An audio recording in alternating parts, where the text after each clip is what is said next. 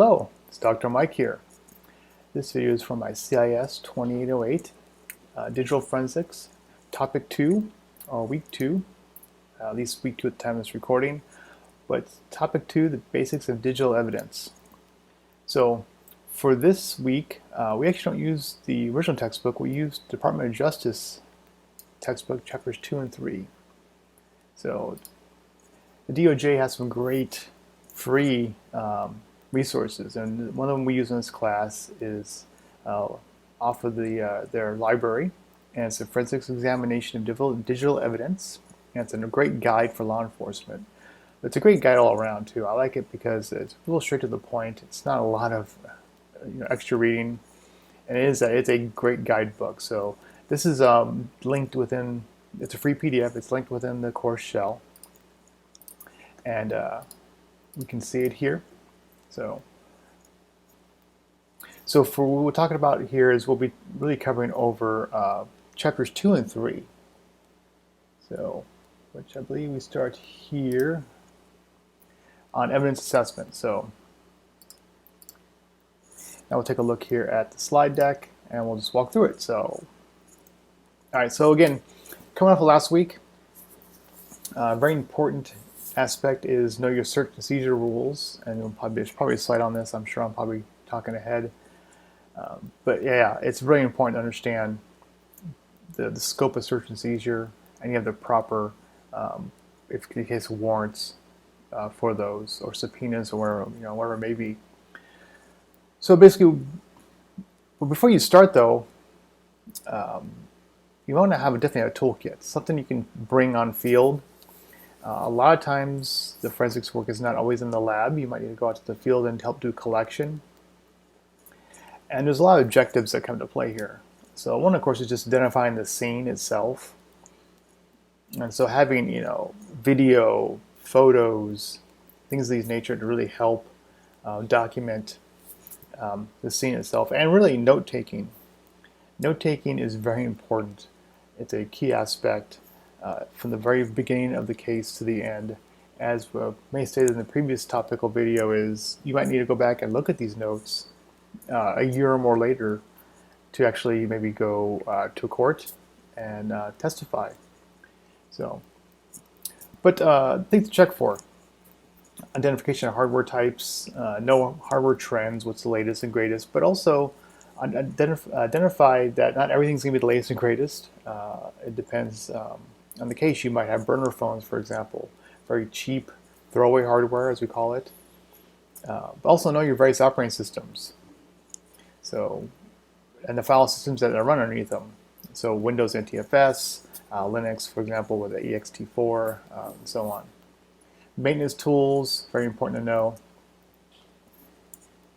What tools are inside those of different operating systems. Some we'll see here. There's some great tools that are built in after you do the proper imaging to help you actually gather information, like log viewers, for example, or event viewers on Windows.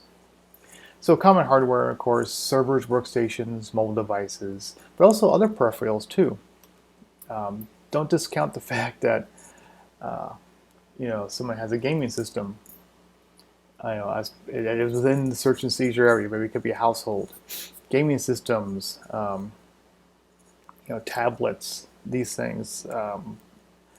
It sounds funny to think, why would a gaming system be of interest? But maybe someone's having an SD card in the back of their Nintendo Switch that has a hidden partition on it. You got to really think outside the box in a lot of cases, and don't discount anything. Know the network that's contained within the search and seizure guidelines. If it's a home network, there could be pointers to a backup device somewhere that's not easily seen. Maybe it's hidden away, but there could be a backup, like a LAN backup device, and so on. So understand the hardware that goes to play: laptops, desktop, workstations, servers. Now I'm going to bring up a couple things here, and this is an old slide deck. Mainframes, you don't see that term used too much. Actually, they're still around, but enterprise servers, some of the things to think about on enterprise levels: VoIP servers, file transfer servers, email servers. Now, there's going to be some really varying rules when handling these things. You just can't confiscate usually entire email system for a company. So there's, the impacts of doing that would be great, or taking someone's all their web servers down. So there's have to be processes in place. And if you're dealing with an enterprise, chances are they're going to be very cooperative. This is not where this is probably more of a subpoena, or they even ask you to come in and help them. So they're going to do their best to help you get a copy of whatever you need, but you might not take the original systems down. So, but understand the enterprise servers and what they are. And something else that the slide deck doesn't talk about here, which I think is pretty more important, is the cloud. The good old cloud. Let's draw the cloud, right? This is really going to throw a wrench in it, and you need to think about it right away, because nowadays everything, from a mobile device to your laptop workstation to an enterprise server, all have some sort of connection to the cloud a lot of ways. So AWS, Microsoft Azure, how you deal with cloud systems. How you deal with a cloud system that's overseas. Maybe it's not AWS. Maybe it's a rack-based server somewhere in a different country. How do the search and seizure guidelines apply to that? So these are questions that should be brought up front, because if a device has sent data somewhere outside of the US, how do you deal with that? So there can be a lot of questions there with that. So bringing those right up front is going to allow you to handle that. But understand that, Amazon, you could subpoena Amazon, Microsoft, and so on for log files, email logs, things like that. So then there's ways within both of these or multiple cloud providers that will help handle subpoenas for this type of information. But understand that there's a lot of information out here in the cloud. And the way our devices interact with the cloud now, there's a lot of information on both sides of the house too. So keep that in mind with cloud. Understand how the cloud works. If it is AWS, are they using a infrastructure as a service? Are they using a application as a service, and so on? So, if it's a WordPress blog site, it's more of an application as a service. Is it Gmail and so on, or they have an infrastructure as a service? They're actually running rack servers, or renting racked VMs, I should say. That's going to help you determine how to deal with the information out here. So, not on the slide deck, doesn't talk about cloud, but we got to talk about it. It is everywhere. So now, along the lines of this, workstations, mobile devices, these are things that definitely, it's right up front. We know that there's phones are probably the biggest ones. Phones, laptops, desktops, but also your flash drives, things like that, backup devices, SD cards. Even digital cameras, for example, there could be information on digital camera. So now checking for unauthorized hardware. This is a funny one. Dial up. Yeah, this is an older slide deck. Cable DSL modems. Really, this really falls more on the incident response side. So cybersecurity incident response team for maybe a corporation. And look for unauthorized hardware. It is possible that something may have happened through unauthorized hardware. And it's not always malicious. It's not because someone has come in and planted keyloggers like you see here, though that is a possibility. So understanding the inventory of the corporation, what each workstation should have. It should have, a keyboard, mouse, maybe, and then the workstation should have a monitor, and it should be serial numbered with a certain inventory tag or ownership sticker. Maybe the laptops are the same thing. And I've seen it before where a small group of IT workers will set up their own Wi-Fi access point because Wi-Fi in part of the building is just bad. And again, it's not malicious in nature. That is sort of, we call it shadow IT. That's what we used to call it when I worked cybersecurity.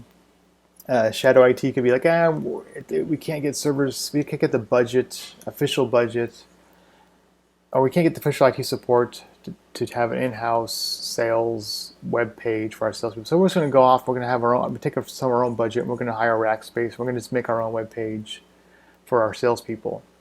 And it is for business reasons, but unbeknownst, that could become a weak point. So this unauthorized shadow IT, hardware, software, systems, it's not always, again, not always malicious in nature, but should be something that should be looked at. It could be the entry point for an attack, and definitely the logs and information from those could be brought in as part of an investigation. So always look for this unauthorized hardware. So again, knowing your operating systems. Now, before we move into operating systems here, let's talk about something more, especially with the cloud, and that's the Locard's exchange principle. So there's a principle that states that when two objects come into contact, there's always a transference of material from each other. Now, this is one of the basics for definitely for all forensics. And really, I think it applies to, we're talking about if I touch my phone, there's a fingerprint on there. But in terms of digital, this actually is still applicable. If a suspect's device, and let's take a phone for example, yes, not only does it have their physical transference on there, but as they move around, what happens to our phones? We bounce off different LTE towers, right? We have logs of trace logs where they've been to. And then don't forget the cloud. So not only do we have information about where the phone's been at different dates and times, what about backups on the cloud, devices, things it's touched? Maybe it sent a photo up to a photo service at a certain date time from a certain location. Also the log files on the phone itself, log files here and log files for services in the cloud. These could match up. There might not be logs, but there could be logs here, one and or the other. So as our devices move through Wi-Fi access points, there could be there are Wi-Fi logs as we hit Wi-Fi access points. So let's do a little Wi-Fi router here. Information on these access points as we move through with a device, we sort of digitally touch and leave this exchange principle. So this evidence dynamics principle does apply to this. So thinking about the movement of a device, a cell phone, even a laptop, desktop, and how it interacts with the environment. If it has LTE, if it doesn't, if it has Wi-Fi, and when it was connected, where it's connected from, and what services it go to, and as well as the metadata on those too. So if I did send an email, who did it go to? And where do we get emails from? Text messages and so on. So I know we talk about metadata later. That metadata plus this sort of fingerprint data of a device builds a record that is part of your evidence chain. So again, it's not direct evidence. It would be called not circumstantial, but it's called trace evidence. But yeah, this force dynamics is an important thing to understand as part of our forensics process. So I thought I'd bring that up there. Just clear off the board. All right, so again, knowing your operating systems. I mean, yeah, we got the Windows, Mac, the two big ones, of course, for desktops and laptops. Linux is a huge one. Linux is big not just for both Android, iOS, we're in sort of a BSD Linux type backend. Being familiar with how to operate within these operating systems is very important because you will have to either get around there, you'll have to understand the inner workings of them. DOS, FreeSpire, mobile OSs. And I say Linux too because things like IoT devices, like our Google Home, for example, Amazon Echo, these all run Linux-based operating systems. So, and there could be evidence on there. There's been plenty of cases where IoT is becoming part of that sort of transfers of evidence. So there could be trace evidence on these devices. So understanding your operating systems, and part of this course is going to talk about the underlying file systems with them. Very important. We need to understand file system structures, how files are managed, with all operating systems. So you'll see in this course, we really deal with, and you can see here on the here, partitioning Linux, Windows file systems, and we do take a deep look at these, how file systems are managed, because really it's all about files, log files, access to those files, and so on. And also the files themselves. We come and look at hashing, imaging, metadata from those files. So normally FAT and TFS, definitely two big ones. Unix, Linux, ext34. There's some newer ones than that. There's VFAT, RiserFS, things like that. So there's a lot of varied stuff for Linux. Probably NTFS and FAT are the two big ones you're going to see, different for Windows. FAT32 or VFAT for those little tiny devices or little thumb drives. A lot of times those will be FAT-based file systems. They could be repartitioned though. So file system identification is definitely an important aspect. But there's other ones too. Network file systems. If someone has an attached file system with a network, definitely on enterprise level you might see this. And of course HPFS, which I think is a new one for Mac now. Or the HPFS, I believe, or Apple FS, so HFS. There's a lot of different file systems. And important to understand is what tools are provided with those. Some of these tools that are used for administration work could also be used to help you gather evidence. And of course, there's tasks like recovering deleted files, things like that. So again, pre-installed tools. A lot of times you don't need to actually dig in and start using third-party tools. Really, example, the event viewer in Windows. So we talked about before, we have our main evidence drive. So this is our drive here. Again, it's been imaged to a copy of that drive. It's been forensically verified, and then with this copy, we can definitely either boot it or take a bootable OS. It could be a full-on forensics operating system, which I have a different video on here after this one, which could examine that directly, or you could boot it as the host OS. And in this case, if it's a Windows OS, it's supposed to be a Windows there, and we boot into Windows and we can use the event viewer. Then we can actually dig in here because we have a copy of the actual original untouched. So again, this has not been touched. You might have several copies too. So I take copy one, I boot into it, I open the event viewer, and right away I can pull information about who logged in when and so on. So there's the log files for Linux, or just even the log files for apps, app log files on our mobile devices. So there's built-in ways in the operating systems, and we can definitely leverage those in a collection for our case. In this case, here's the event viewer. So. All right, so before we tread into the last part here, let's take a look at just a quick look at the actual DOJ Chapter 2. I'm not going to read it to you, but actually it's really great. I like this when I developed this update for this class because this is not a huge sort of, I call it an academic textbook. This is really to the point. Something you would sit down as an investigator and say, okay, this is like a checklist. Again, first thing, identify legal authority for the forensic examination. Is there a completed request form? Is there some sort of assistance form? Example of that is in the appendix. And this is actually something that's good about this this DOJ document. And you'll see this later too. There's actually example reports. There is some great appendixes here, glossaries. We have an appendix, sample worksheets.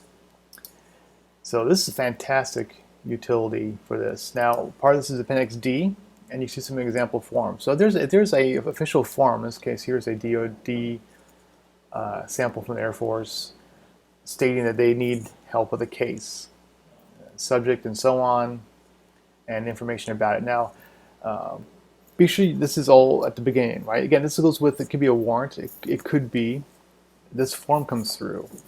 So you're not collecting information outside of the scope of this form or warrant. So again, that's what the Appendix D there talks about. Make sure you have any proper completed. I know completed. Cross your I's, right? Cross your T's, dot your I's. That's it. So make sure that stuff is done. Complete chain of custody. And there's example forms of this inside here. Some great examples in the back of the appendix. That's done. So again, even before you review the case, before you head out there, consult with the case investigator. Is there stuff you got to be careful about?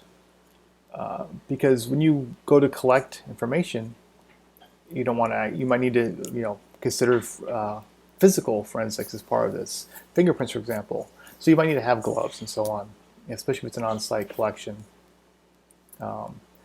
You could find evidence that you might need to bring back to an investigator that's physical in nature that they may have missed, and vice versa. Maybe the physical investigator, you realize that maybe they pull some post-it notes off the side of the computer. Maybe one of those post-it notes has a password. So don't discount the physical nature of simple things, notebooks sitting around, things like that. A lot of times our systems are protected via passwords, and those passwords sometimes are easily found. Look at the bottom of keyboards. Good place people put their post-it notes. So if the scope goes outside, if it's part of the scope of the warrant or the search, the ISP, so we might need subpoenas for that and so on. Consider any relevant peripherals. Again, if it's a forgery or fraud case, there could be other things around or connected, like printers, for example. Are there special print drivers installed? Are there special printers the OS had set up? Like for printing, example, maybe blank checks or maybe printing fake IDs. So high-end printers, there could be drivers. And then, of course, the logs for those, the print logs and things like that. Also, what's being sought after?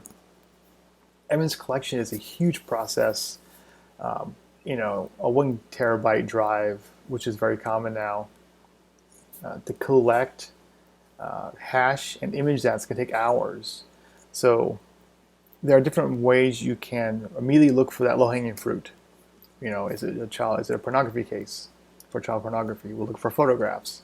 Is it a fraud case? Maybe look for spreadsheets or documents. So identification of these assets, these artifacts, immediately might help bring those to the investigator. When I talked with the FBI, when I had the chance to go meet with them out in the Cincinnati lab, a lot of times they might actually have a copy of a quick copy of just like the user's partition, like what we call C users mic, for example. Just that partition been imaged. So it's just a small part of it, and then in there, they would look for certain assets, and then they would radio it back into the interviewers who had the suspect on premise, and ideas. They'll say, yeah, we already found photographs, we found documents, we already found this document in your system. The idea is that you want them to go and confess. They want a confession up front, help bring the case to a closure. So that was an interesting find when I was able to interview the FBI about that. So here again, also, what are the skill levels? If you're dealing with someone highly skilled, there's a very chance there's some encryption, even stenography might be used. Are they just burner phones used by low-level drug dealers? They call them mules. Might be very, very little, maybe bad passcodes or any passcodes at all.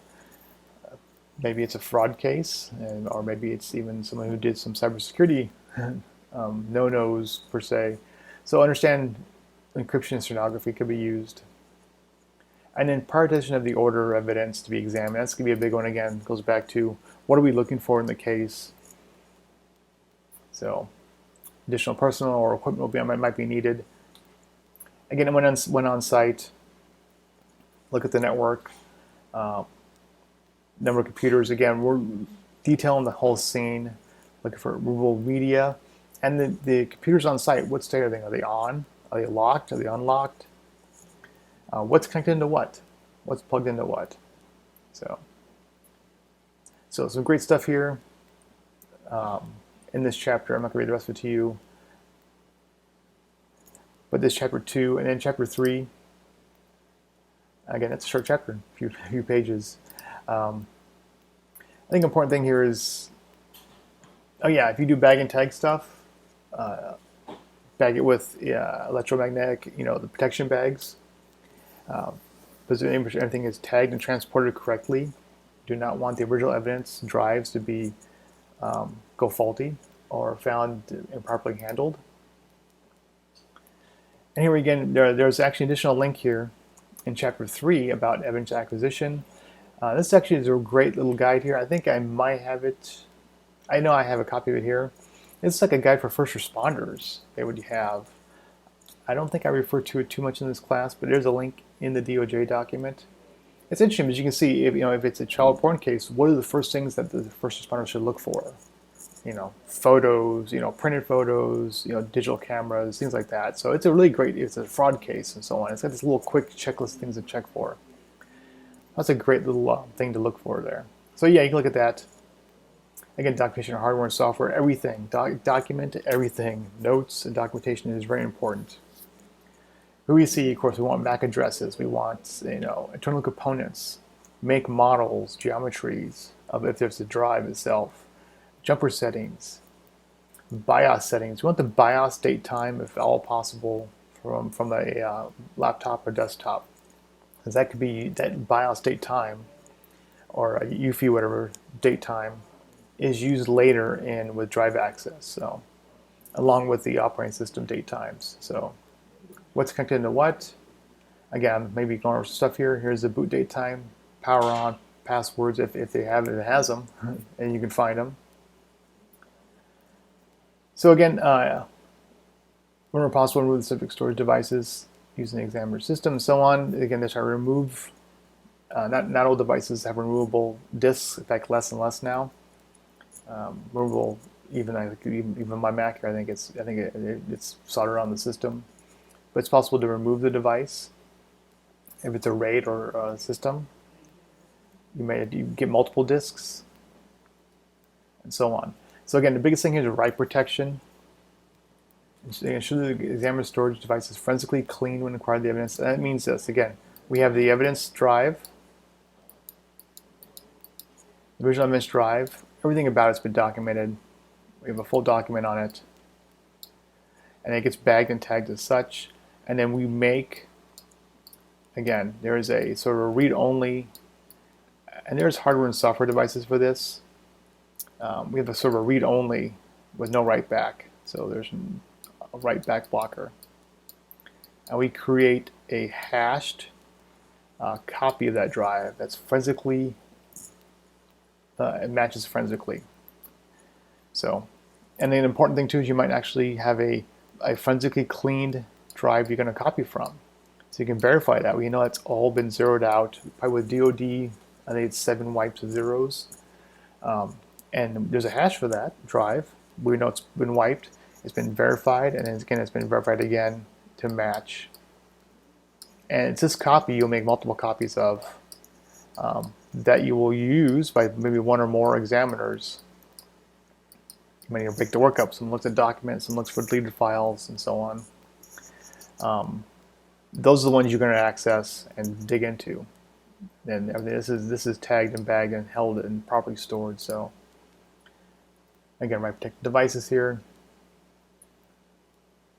So that's it. Again, it's real short chapters. I like these. That's it. What, 3 pages? 1, 2, 3 pages for chapter 3.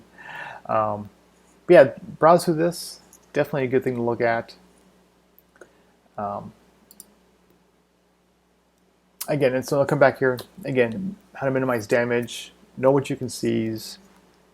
You do not want to gather what you think is evidence, or you don't want to gather evidence from a device that is not part of the search and seizure guidelines or part of the warrant. That is found inadmissible, so it doesn't do anyone any good, including not just prosecuting, but also finding the person innocent. So it's important to understand that a lot of times your job is not to find the guilty, it's to find just the facts. So legal rights again, but employers, again, public and private are different.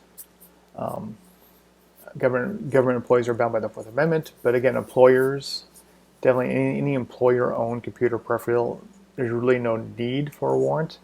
A lot of times you might want to look for just a sort of a authorization for search and seizure.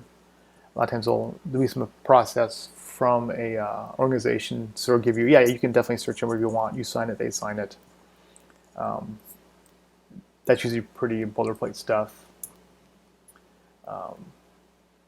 Again, Fourth Amendment limits the ability of government agents to search evidence without a warrant. There's some information there, reasonable expectation of privacy. I'm not going to go into the case itself, but Fourth Amendment is a huge deal, and make sure it's upheld. Again, there are some exemptions: non-investigatory work, work-related intrusions, evidence of work-related employee misfeasance. Again, when it comes to corporate level, definitely some different rules come into play here. And ask yourself, will this end up in court? Always assume yes. Assume anything will end up in court, including the process you used this. So this process here I just outlined here, we took an image of a drive. You might need to go in as an expert witness and maybe create, maybe a way better drawing than mine here, a slide deck or such that sort of explains what does a forensic image mean to a jury. So you could be tasked with that, or any other various parts. So not just explaining what you found, but how you found it and what the process means.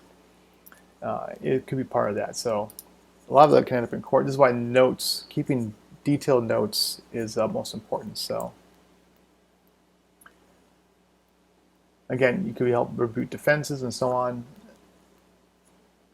And so on. There's some stuff on the slide. Incident response teams, IRT plans. So I had something good for this here. There's, again, we think cybersecurity. You might think, CSI, criminal. But again, a huge part of cybersecurity and forensics is cybersecurity. They go hand in hand. And there are actions to help after an attack.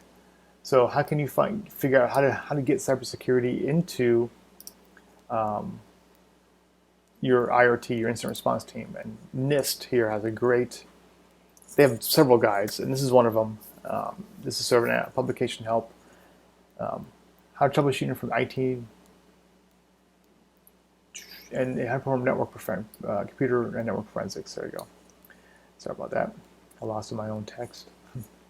So these are free guides here. How to integrate your forensics into incident response. So again, incident response at a corporate level might be like, hey, server's gone down, or server's not working. Well, we'll do X, Y, Z to get a new one working right away, so we can continue the process of the business, right? Whether it be selling stuff on a web server, online. But there are ways you can be sure you can incorporate forensics into IRT. So this is a fantastic document, again, and if you are a brand new cybersecurity person and you're sort of tasked with ensuring we have proper forensics in the IRT procedures, bringing something like this to the table is good, because you're using best known practices. You're not just coming up with something off the top of your head. Something Dr. Mike said once in class, do this, but this is more like, yeah, here's exactly what we should do. Looking at the network, looking at our file systems, looking at logs, and so on. Again, the biggest example I can think of is the cloud. I think I mentioned it before in the previous video, which was, an old IRT process might have the DevOps person, we've been hacked. They turn the system off. Unbeknownst, the steps to turn off a system might be taken as to remove the system, and that ephemeral disk, which has the log files which you need to help figure out how it was hacked, are now gone. So maybe they can be recovered, but again, you just lost a huge portion of figuring out what happened. So maybe those IRT plans, those incident response plans, IRT team plans, need to incorporate some forensic steps, saying, well, we need to preserve the log file, so now it's a cloud instance. if cloud, do this. If not, do this. So we need to add a few steps inside there. It's a great guide for that. So that ends up on topic 2. The basics of the digital evidence. Again, there's some overflow from topic 1, and you're going to see definitely I'm going to talk about, like when we get topic 8, imaging. We're going to talk about hashing again and again and again. So these are very core concepts. They're very important. Integrity hashing is definitely one of them. Evidence handling is another one. So that wraps up topic 2. Thank you for watching.